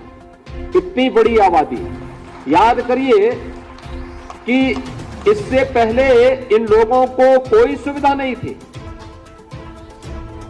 अभी परसों ही यूनियन कैबिनेट ने 70 वर्ष के हर व्यक्ति को आयुष्मान भारत में 5 लाख रुपए की फ्री स्वास्थ्य सुविधा प्रतिवर्ष देने का निर्णय लिया है। कितनी बड़ी आबादी होगी कि आज से 5 वर्ष पहले, 7 वर्ष पहले क्या कोई ये कल्पना करता था? नहीं था, असंभव लगता था। मुख्यमंत्री राहत कोष में जो भी आता है हम उसके चेहरे को नहीं देखते, हमें भी नहीं पता वो व्यक्ति कौन है। एप्लीकेशन आता है, हम वेरिफिकेशन के लिए भेजते हैं, 3 दिन के अंदर जिलाधिकारी के द्वारा उसकी पूरी रिपोर्ट बना करके भेज दी जाती है और पैसा सीधे हॉस्पिटल को पहुंच जाता है, उसका उपचार होता है। कोई किसी प्रकार का कोई भेदभाव नहीं, सबको प्राप्त हो रहा है। माननीय जनप्रतिनिधियों के स्तर पर भी इस प्रकार की सुविधा हो रही है। समस्या आज के दिन पर पैसे की नहीं, वही प्रबंधन की है। समस्या संस्थान की नहीं है या हॉस्पिटल की भी नहीं है, उसके प्रबंधन की है। कैसे हम इनको आपस में डिस्ट्रीब्यूट करके एक दूसरे के साथ समन्वय करके टीम वर्क से हम रिजल्ट में उसको बदल दें। और ये रिजल्ट देने की स्थिति हम सब की अगर होती है तो बेहतर परिणाम आ सकते हैं, बेहतरीन परिणाम आ सकते हैं। इस बेहतरीन परिणाम की दिशा में हमें कार्य करना होगा। उस दिशा में आगे बढ़ना होगा। यहां पे आपके द्वारा दी जाने वाली सुविधा और हमारे जो चिकित्सक हैं, चाहे वह फैकल्टी मेंबर्स होंगे यानी सीनियर जितने भी प्राध्यापक गण होंगे, रेजिडेंट डॉक्टर्स होंगे, इनका पेशेंट और पेशेंट के अटेंडेंट के साथ व्यवहार तो बहुत मायने रखता है। एक डॉक्टर अनुभवी होने के साथ साथ उस फील्ड का विशेषज्ञ होने के साथ साथ उसका उतना ही संवेदनशील होना भी आवश्यक होता है। अगर वह ये तीनों गुणों से परिपूर्ण है तो आम जनता उसके प्रति कितनी अपार श्रद्धा और सम्मान का भाव रखती है, इसकी कोई कल्पना नहीं कर सकता। लोग उसके प्रति अथाह सम्मान का भाव रखते हैं और उस सम्मान के लिए हम लोगों को अपने आप को तैयार करना है। दूसरा, अब ये हॉस्पिटल ही नहीं, अब तो ये इंस्टीट्यूट बन चुका है। अभी भी हमें देखना होगा एक एक पेशेंट के बारे में, उसकी प्रकृति के बारे में, उसके लक्षणों के बारे में, बीमारी के उपचार के लिए किस किस चरण में आपको क्या कुछ करना पड़ा है, ये सारे लक्षण बता देंगे, सारी चीजें आपको बता देंगे। यह आवश्यक नहीं कि एक ही दवा एक व्यक्ति पर, सभी लोगों पर, एक पर अगर वह अनुकूल हुई तो सभी पे हो जाएगी, ऐसा संभव नहीं। उसकी प्रकृति पे भी निर्भर करता है, देश काल और परिस्थिति भी उसको प्रभावित करती है। लेकिन क्या इस पर कोई कॉम्प्रिहेंसिव स्टडी हम लोगों के द्वारा कभी की जाती है? हम करते हैं? नहीं हो पाता। और मुझे लगता है संस्थान बनने के बाद हमें अनिवार्य रूप से हर एक फैकल्टी मेंबर के लिए अनिवार्य करना चाहिए कि वह अपने प्रत्येक पेशेंट के प्रत्येक उसको लेकर के दें, हर महीने एक स्टडी पेपर लिखने की आदत डालें, फिर देखें उसमें रिजल्ट क्या है और फिर नेशनल और इंटरनेशनल जर्नल में उनके आर्टिकल छपे। फिर इस पर रिसर्च की गतिविधि को आगे बढ़ाने की आवश्यकता है, रिसर्च एंड डेवलपमेंट के कार्यक्रम को आगे बढ़ाने की आवश्यकता है और फिर अपने पेटेंट की दिशा में आगे बढ़ने की आवश्यकता है। मुझे लगता है संस्थान तब प्रगति करते हुए दिखाई देगा और लोगों के विश्वास का प्रतीक बनेगा। उस प्रतिस्पर्धा के लिए हमें आज अपने आप को तैयार करना है। दूसरा, अवेयरनेस का, पेशेंट में भी अवेयरनेस का भाव, जो मैंने कहा ना कि उतने लोग एक ही दवा के लिए, उन बीमारी नहीं लेकिन दवा के लिए फ्री में मिल रही इसलिए लेने के लिए चले गए। बताना पड़ेगा, आवश्यकता है तो लीजिए, नहीं तो मत लीजिए। भाई दवा से नहीं होता है, बहुत बार व्यक्ति के रहन सहन खान पान पर भी बीमारी निर्भर करती है। हम उनको बताएं इसके बारे में, समय पे जगना, समय पे भोजन करना, भोजन की मात्रा भी इस प्रकार से रहे कि वह स्वस्थ लगे ही नहीं, दिखे भी और साथ साथ उसके अनुरूप आचरण भी उसका दिखना चाहिए। हम इसके बारे में भी उसको बता सकते हैं और उस दिशा में उसको प्रेरित कर सकते हैं। तीसरा, हम लोग पेशेंट को यह भी बता सकते हैं कि केवल दवा लेने से नहीं होगा। अब बहुत सारी चीजें ऐसी होती है जो सामान्य, उसमें भी अगर आप उन लोगों को बताएंगे व्यवहारिक जीवन में क्या चीजें हो सकती हैं उसको स्वस्थ रखने के लिए। अगर कोई व्यक्ति 11 बजे सो के उठेगा और रात्रि को 2 बजे 3 बजे सोएगा तो आप उसको आरोग्य होने की कल्पना कर रहे हैं, तो मुझे लगता है कि यह कठिन ही होगा। उसको हमें समय पे जगने और समय पे सोने की भी आदत डलवानी पड़ेगी। उसको बोलना पड़ेगा कि भाई अब दिनचर्या ठीक तो करिए पहले अपनी, दवा से कब तक जियोगे। हम उसको इस दिशा में भी प्रेरित करें, सही दिनचर्या हो, आरोग्यता के सबसे पहले लक्षण होंगे। अगर हम इस दिशा में उसको प्रेरित करते हैं, बहुत सारे कार्य हो सकते हैं। और फिर हॉस्पिटल्स के साथ, सीएचसी के साथ, पीएचसी के साथ या डिस्ट्रिक्ट हॉस्पिटल के साथ इंस्टीट्यूट का आपस में एक कोलैबोरेशन हो, आपस में एक समन्वय हो, एक दूसरे के बारे में हम लोग जोड़ें, टेली कंसल्टेशन की सुविधा के साथ जोड़ें, समय समय पर वहां के चिकित्सकों को यहां भेजें, यहां के विशेषज्ञ वहां जाएं, वहां लोगों को बताएं, वहां के चिकित्सकों के साथ भी अपने नॉलेज का आदान प्रदान करें, अनुभव का आदान प्रदान करें। रिजल्ट आएंगे, रिजल्ट आएंगे। आईएमए के साथ भी हम बैठ सकते हैं, हमें बैठना चाहिए, आखिर वे भी तो कार्य कर रहे हैं, उससे परिणाम आएंगे। आज Uttar Pradesh 1 district 1 medical colleges के साथ काम किस दिशा में तेजी के साथ आगे बढ़ा है, और पहली बार केंद्र और राज्य सरकार पीपीपी मोड पर भी मेडिकल कॉलेज बनाने की कार्रवाई को आगे बढ़ाई है। 4 ऐसे मेडिकल कॉलेजेस में इस सत्र में एडमिशन हुए हैं, 6 अन्य मेडिकल कॉलेजेस में एडमिशन हुए हैं। आने वाले समय में, ये मान के चलिए कि आने वाले समय में अगले 5-7 वर्षों के अंदर डॉक्टर की कमी नहीं रहेगी। प्रधानमंत्री मोदी जी का जो विजन है उसके अनुरूप आज हम 1 डिस्ट्रिक्ट 1 मेडिकल कॉलेज की तरफ तो बढ़ ही चुके हैं, लेकिन पर्याप्त मात्रा में चिकित्सक मिलेंगे, पीएचसी के भी मिलेंगे, सीएचसी के लिए मिलेंगे।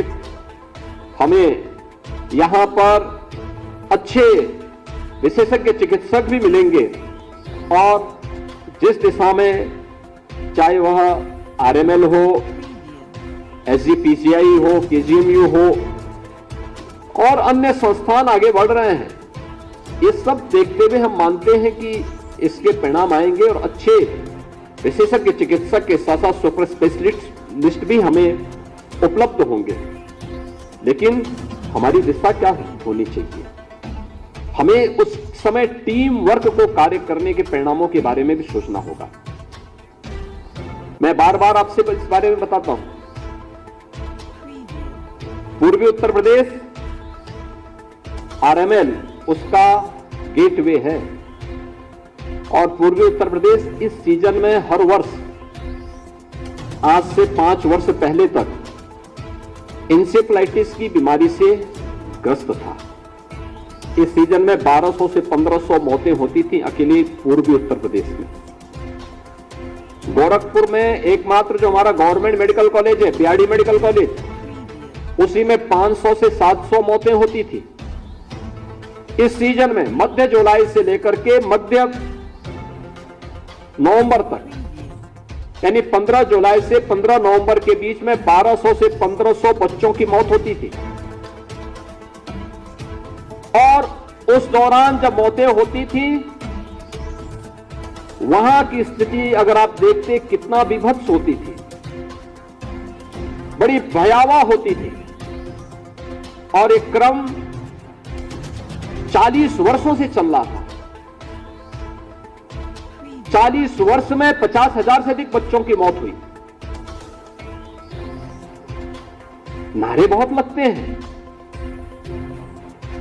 लोग दावा बड़ी बड़ी करते हैं, लेकिन इस 50,000 बच्चों की मौत का दोषी कौन है? क्या वह सिस्टम नहीं जो वोट बैंक बना करके उन लोगों को बहकाने का कार्य तो करता है, लेकिन जब उसके लिए सुविधा देनी होती है, उसे फैसिलिटेट करना होता है, तब ये भ्रष्टाचार में संलिप्त हो जाते हैं। और क्या ये सच नहीं था कि बच्चे इसलिए मर रहे थे क्योंकि सुविधाओं का अभाव था? ये सुविधा केवल स्वास्थ्य का ही नहीं था, पेयजल का भी था, स्वच्छता का भी था, आपसी समन्वय का भी था। वहां पर लोगों की जो दिनचर्या थी उसका भी दुष्प्रभाव था। मैं 1998 में पहली बार जब गोरखपुर से सांसद बना था, तो उस समय मेरे सामने चैलेंज था कि क्या होगा। तो मेरे लिए सबसे पहला मुद्दा था कि मैं इसको संसद में रखूं। संसद में गया तो संसद में मुझे बोला गया कि नहीं, ये राज्य का मुद्दा है। लड़ा कि नहीं, मुझे तो उठाना है। अंततः मुझे अनुमति मिली और संसद का 1999 से लेकर के 2017 तक, जब तक मैं सांसद था, तब तक कोई ऐसा सत्र नहीं होता था जब इंसेफ्लाइटिस के मुद्दे पर किसी न किसी बहाने में इस मुद्दे को सदन का ध्यान और सरकार का ध्यान आकर्षित करता रहा। इंसेफ्लाइटिस के नाते ही गोरखपुर में एम्स भी मिला। प्रधानमंत्री जी ने एम्स गोरखपुर में इसीलिए दिया कि भाई इंसेफ्लाइटिस जैसी बीमारी में उपचार की सुविधा वहां होगी। बिहाड़ी मेडिकल कॉलेज में सुपर स्पेशलिटी का ब्लॉक बना, वहां पे वायरल रिसर्च का एक रीजनल सेंटर बना और लगातार आंदोलन होते थे हम लोगों के, सड़क से लेकर के सदन तक। जब विपक्ष में रहते थे तो सड़कों पे आंदोलन करते थे, सत्ता में रहते तो सदन में उठाते थे, लेकिन 17 में जिम्मेदारी मेरे ऊपर ही आ गई। अब मुख्यमंत्री बना तो कैसे इस समस्या का समाधान होगा, चैलेंज था।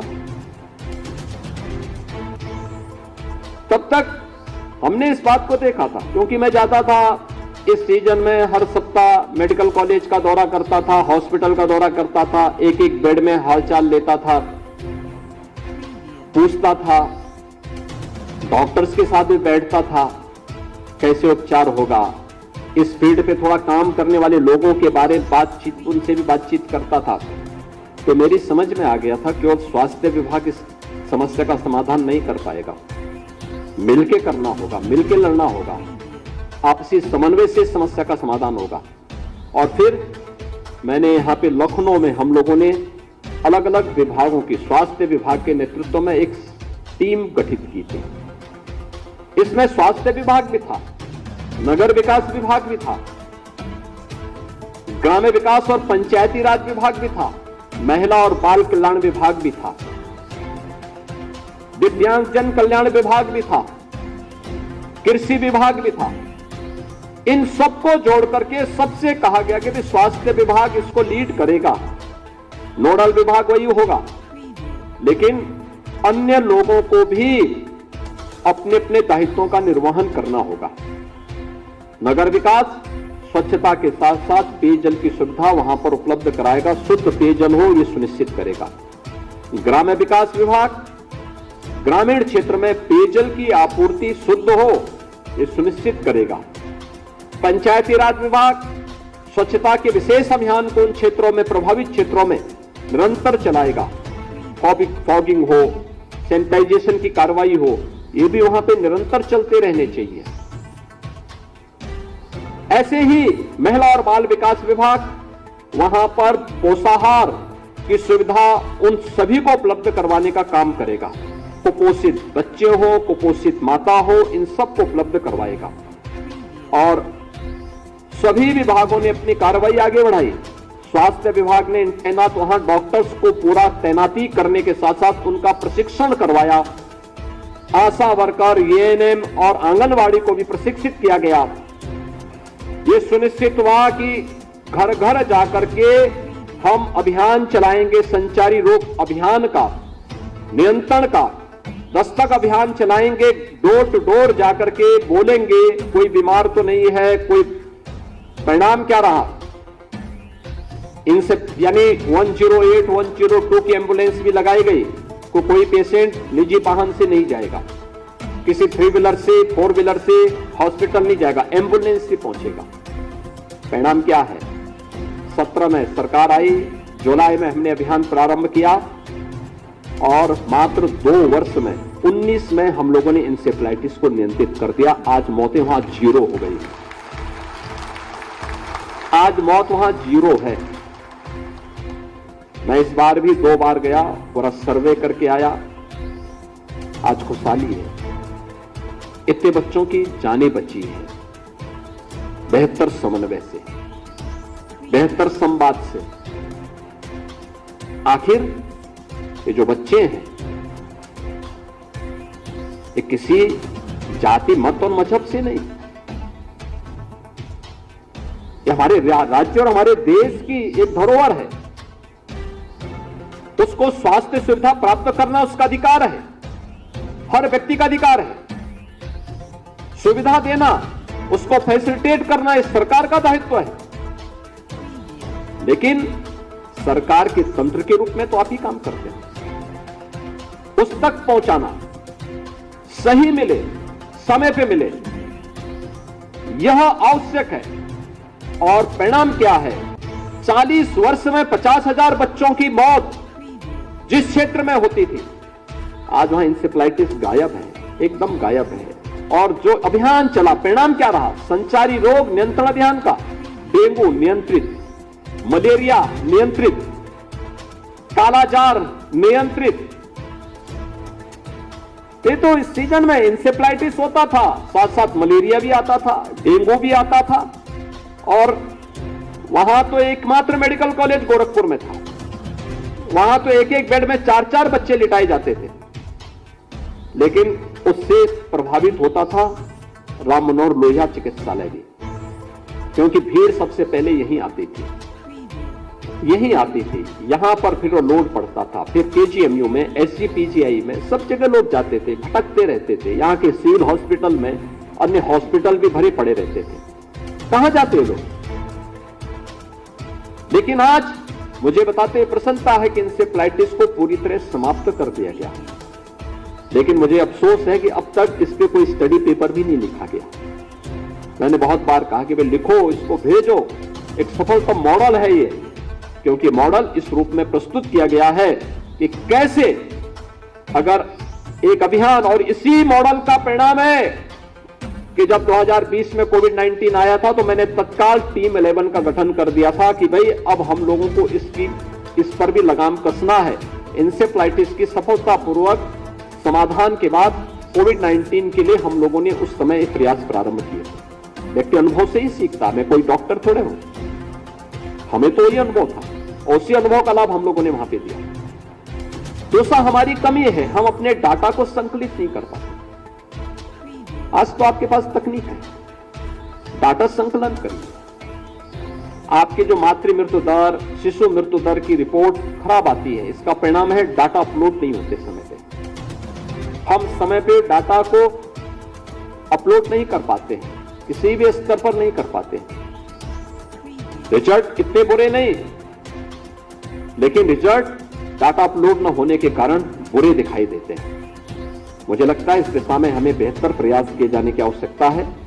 आज जब आप अपना 4th स्थापना दिवस के कार्यक्रम के साथ यहां जुड़े हुए हैं, एक लंबी यात्रा की तैयारी के लिए अभी से न केवल उपचार का बल्कि रिसर्च एंड डेवलपमेंट की एक्टिविटीज को हम और अच्छे ढंग से आगे बढ़ा सकते हैं। आपके पास वे संभावनाएं हैं, उन संभावनाओं को आगे बढ़ाने की आवश्यकता है। और मुझे प्रसन्नता है कि एक छोटी सी अवधि में एक हॉस्पिटल एक संस्थान के रूप में विकसित होकर के एक नई संभावनाओं को जन्म दे रहा है।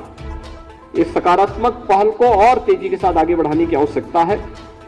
संस्थान ने आज अपनी वार्षिक प्रतिवेदन को यहां पर अपनी एक बुकलेट के माध्यम से भी प्रस्तुत किया है, उसका विमोचन हुआ है। संस्थान के अंदर जो अन्य विकास के कार्य हुए हैं उनका भी लोकार्पण का कार्यक्रम यहां पर आज संपन्न हुआ है। मुझे पूरा विश्वास है कि न केवल इससे चिकित्सालय से जुड़े हुए यहां के प्राध्यापकगण, चिकित्सकगण, यहां के छात्र छात्राएं, बल्कि यहां पर आने वाले प्रत्येक पेशेंट को भी इन सुविधाओं का लाभ प्राप्त होगा। और डॉक्टर राम मनोहर लोहिया यहां पे इंस्टीट्यूट, आयुर्विज्ञान संस्थान बेहतरीन तरीके के साथ अपनी पहचान अपने कार्यों के माध्यम से करेगा। आपका कार्य आपकी पहचान बननी चाहिए। आप पर पहचान थोपने की जबरदस्ती कोई थोपे ना, बल्कि आपके कार्य आपकी पहचान बननी चाहिए। हमें उस दिशा में आगे बढ़ना चाहिए। और मेरा मानना है ये संभव है, संभव है। मैं हमेशा एक बात को मानता हूं कि जीवन में सफलता के लिए 2 रास्ते होते हैं, एक समस्या है, दूसरा समाधान है। समस्या पे अगर ध्यान केंद्रित करोगे तो आपको समस्या ही नजर आएगी। अक्सर मैं देखता हूं जब हम समस्या की चर्चा करते हैं तो लोग उस समस्या पे नई समस्या खड़ी करते हैं, उसको मकड़ी की जाल की तरह उलझाते हैं। आप समस्या को पूरी तरह इग्नोर करते हुए, क्योंकि समस्या नए नए रास्ते देगी, आपको बहाना बना लेगी। समस्या होती है बहाना के लिए। आप समाधान पर ध्यान देंगे तो रास्ते मिल जाएंगे, अवश्य मंजिल प्राप्त होगी और डॉक्टर राम मनोहर लोहिया आयुर्विज्ञान संस्थान उस समाधान की दिशा में सकारात्मक रूप से आगे बढ़े, इस विश्वास के साथ आपको मैं चतुर्थ स्थापना दिवस के अवसर पर एक बार फिर से बधाई देता हूं। आप सबके प्रति अपनी मंगल में शुभकामनाएं देता हूं। धन्यवाद। जय हिंद।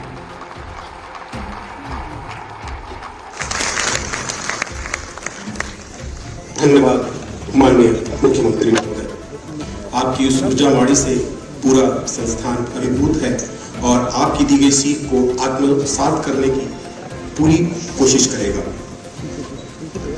जैसा कि हम सभी को भान होगा कि हमारे संस्थान में पधारने वाले समस्त अतिथियों को हम स्मृति चिन्ह आवश्यक रूप से देते हैं, ताकि यहाँ से जाने के बाद भी यह संस्थान उनकी स्मृतियों में रहे।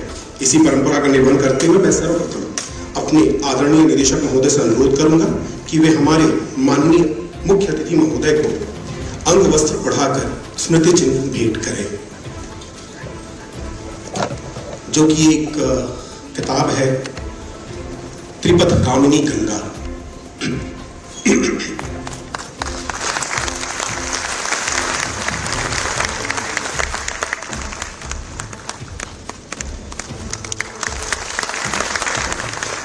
अब मैं निदेशक महोदय से पुनः अनुरोध करूंगा कि हमारे समारोह के अति विशिष्ट अतिथि श्री ब्रजेश पाठक जी, माननीय उप मुख्यमंत्री, कैबिनेट मंत्री चिकित्सा शिक्षा, चिकित्सा स्वास्थ्य परिवार कल्याण तथा मातृ एवं शिशु कल्याण को अंग वस्त्र पढ़ाकर स्मृति चिन्ह भेंट करें।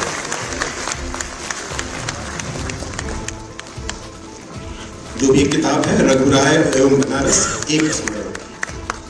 निदेशक महोदय से पुनः अनुरोध है कि वो हमारे समारोह के अति विशिष्ट अतिथि श्री मयंकेश्वर शांत सिंह जी, माननीय राज्य मंत्री चिकित्सा शिक्षा, संसदीय चिकित्सा स्वास्थ्य परिवार कल्याण तथा मातृ एवं शिशु कल्याण को भी अंग वस्त्र पढ़ाकर स्मृति चिन्ह भेंट करें।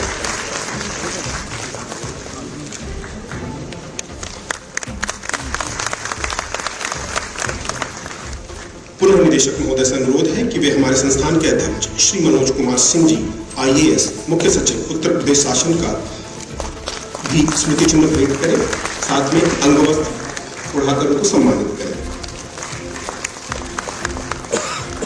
निदेशक महोदय से पुनः अनुरोध है कि वो हमारे संस्थान के उपाध्यक्ष श्री सारथी शेन शर्मा जी, IAS, प्रमुख सचिव चिकित्सा शिक्षा, चिकित्सा स्वास्थ्य परिवार कल्याण को अंग वस्त्र पढ़ाकर स्मृति चिन्ह भेंट करें।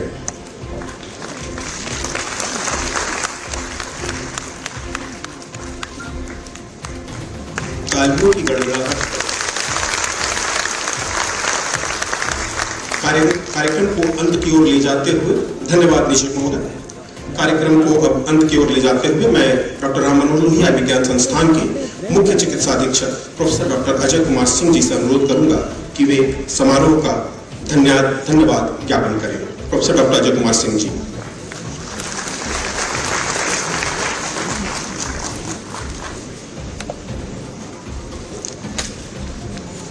मंच पर उपस्थित सभी माननीय गणमान्य सदस्यों को मेरा सादर नमन, अभिनंदन एवं वंदन। गुणवत्ता, वहनीयता एवं उपलब्धता के आवश्यक तीनों सूत्रों पर आधारित डॉक्टर राम मनोहर लोहिया आयुर्विज्ञान संस्थान परिवार की तरफ से मैं डॉक्टर अजय कुमार सिंह, मुख्य चिकित्सा अधीक्षक, धन्यवाद ज्ञापन का अवसर पाकर अपने को गौरवान्वित महसूस कर रहा हूँ। सर्वप्रथम मैं मुख्य अतिथि यशस्वी मुख्यमंत्री श्रीमान योगी आदित्यनाथ जी का हृदय से आभार व्यक्त करता हूं कि आपके गरिमा में उपस्थित एवं प्रेरणादायक विचारों से समारोह को विशेष रूप से यादगार बना दिया है। आपकी दूरदर्शी नीतियों एवं नेतृत्व में प्रदेश एवं संस्थान में स्वास्थ्य सेवाओं का जो विकास हुआ है वह समस्त लोहिया परिवार के लिए प्रेरणादायक है। वेक्टर जनित बीमारियों के कंट्रोल कैसे किया जाए, एक टीम वर्क व दूरदर्शी सोच का सुखद परिणाम इसी नेतृत्व का नतीजा है। आपके मार्गदर्शन में उत्तर प्रदेश की चिकित्सा सेवाएं देश भर में एक नई पहचान बना चुकी हैं। आपके द्वारा व्यक्त किए गए विचार व उद्गार हम सबके लिए, श्रीमान ब्रजेश पाठक जी, माननीय उप मुख्यमंत्री का मैं विशेष रूप से धन्यवाद ज्ञापित करता हूं, क्योंकि संस्थान की प्रगति एवं सफलता में आपका नेतृत्व अत्यंत महत्वपूर्ण एवं सराहनीय रहा है। आपकी उपस्थिति से इस समारोह की गरिमा बढ़ गई है।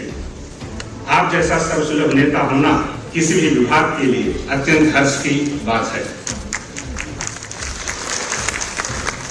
आपके प्रयासों से प्रदेश के नागरिकों को बेहतर गुणवत्तापूर्ण चिकित्सा सेवाएं मिल रही हैं और चिकित्सा के क्षेत्र में निरंतर प्रगति हो रही है।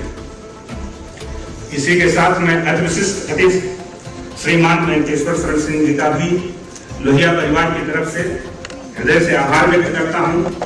आपके प्रेरक शब्दों और विचारों ने हमें नई ऊर्जा व उत्साह से भर दिया है। आपका आशीर्वाद और विश्वास हमेशा हम लोगों के साथ रहता है। आपको बहुत बहुत धन्यवाद।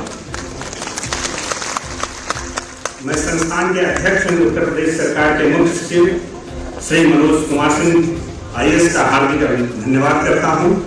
आपके प्रशासनिक कौशल एवं दूरदर्शी नीतियों से चिकित्सा शिक्षा एवं स्वास्थ्य सेवाओं में निरंतर सुधार हो रहा है। आपके प्रेरणा, मार्गदर्शन एवं समर्थन के बिना इस संस्थान की सफलता की कहानी अधूरी होती। मैटरनल ICU को स्टार्ट करने का जो काम हुआ है, जिससे कि प्रदेश में मातृ जनित रोगों से जो मौत होती है उसका कंट्रोल हो सके, ये उसी कड़ी में एक कदम है। संस्थान के उपाध्यक्ष प्रमुख सचिव श्रीमान पार्थ साथी सेन शर्मा जी का मैं आभार व्यक्त करता हूं। आपके अद्वितीय त्वरित निर्णय लेने की क्षमता से हमें अपने लक्ष्यों को प्राप्त करने में आसानी होती है। आपने हमें चुनौतियों को अवसर में बदलने की दृष्टि प्रदान की है। आपने हमें अपने कार्यों को करने में स्वतंत्रता व विश्वास दिया है, जिससे लोहिया परिवार अपने प्रतिभा व कौशल को पूर्ण रूप से प्रदर्शित कर सके। बहुत बहुत धन्यवाद। आदरणीय निदेशक महोदय प्रोफेसर डॉक्टर CM सर जी का बहुत बहुत धन्यवाद व्यक्त करता हूं। इस तरह के आयोजन रातों रात नहीं होते। इसके पहिए हफ्तों पहले घूमने लगते हैं। योजना बनाकर उस पर नजर रखने की जरूरत होती है। आपकी दूरदर्शिता, अद्वितीय कार्यशैली, समर्पण व योगदान संस्थान की प्रगति का एक प्रमुख कारण है।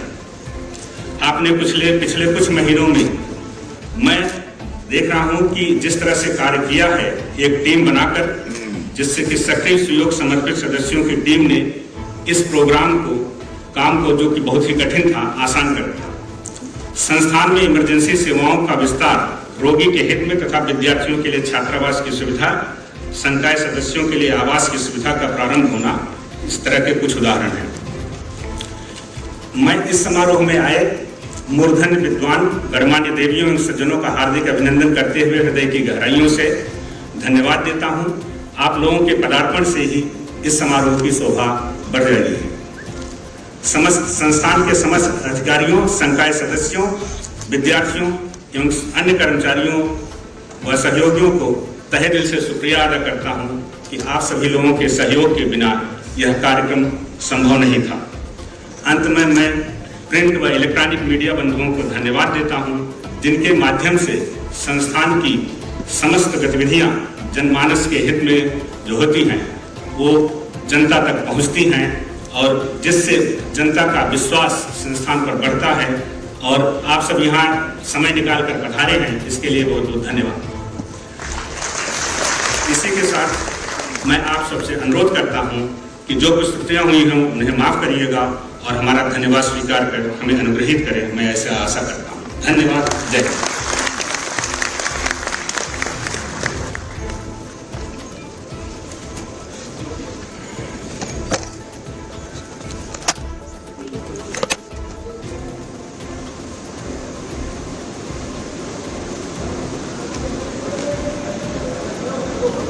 Hehehe